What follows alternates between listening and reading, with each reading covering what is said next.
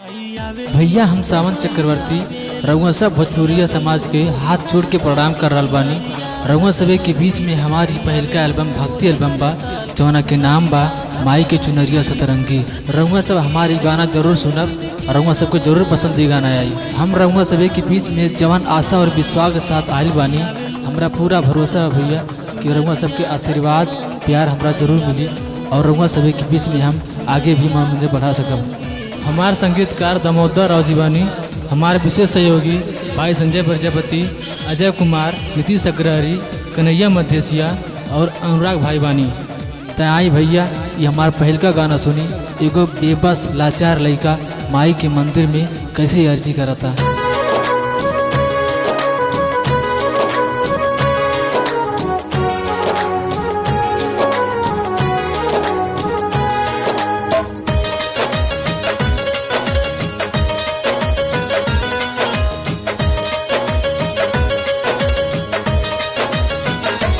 माई तुहर जयकारा तनी दे दे तू सहारा। माई तुहर जयकारा तनी दे दे तू सहारा। हमारे मनवा के श्रद्धा पूरा जाई तू। असवा के दियावा जरा बनिए माई हमारो भगिया जगा जाई तू। असवा के दियावा जरा बनिए माई हमारो भगिया जगा जाई तू।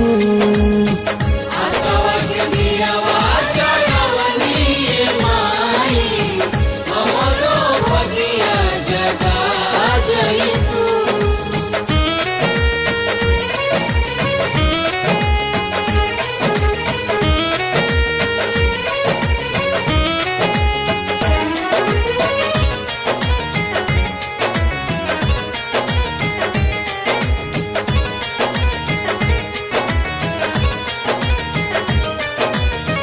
सुखवा के खातिर माई घर घर पुजालू। काहे कि तू माई हाऊ दुख हरनी। हे जग जननी तू घर भरनी। तू ही तमाई हाऊ सुख करनी। तू ही तमाई हाऊ सुख करनी। कैली तोहर दयनवा लेके मन में सपनवा। माई हमारो से नहीं लगा जाई तू। असवा के दियावा जरा बनिए माई हमारो भगिया जगा जाई तू। असवा के दियावा जरा बनिए माई हमारो भगिया जगा जाई तू। असवा के दियावा जरा बनिए माई हमारो भगिया जगा जाई तू।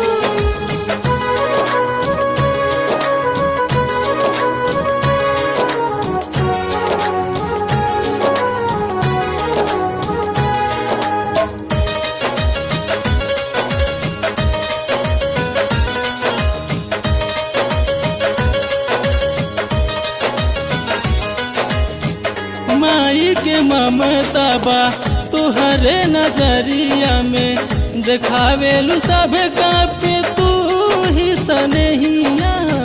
जे केहू तोहरा से नहिया लगावे ओही के देवेलू तू ही पनहिया। वही के देवेलू तू ही पनहिया। बाटे कृपया पार माई अम्बे तोहार। आई जिंदगिया हमरो खेबा जाई तू। असवा के दियावा जरा बनिए माई हमरो भगिया जगा जाई तू। असवा के दियावा जरा बनिए माई हमरो भगिया जगा जाई तू। असवा के दियावा जरा बनिए माई हमारो भगिया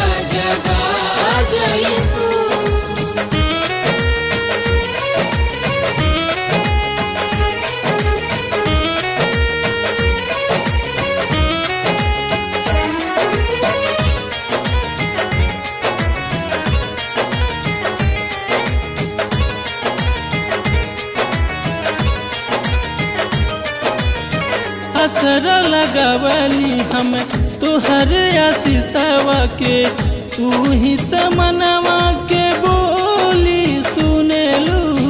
तोहर दुआरिया से खाली के हो जालना, खुशी से सबके तू झोली भरेलू। खुशी से सबके तू झोली भरेलू। ये सोच के पुकारा है सावन बेचारा, बाई बासनों से नहीं देखा जाई तू। असवा के दियावा जरवनी माई, हमरो भगिया जगा जाई तू।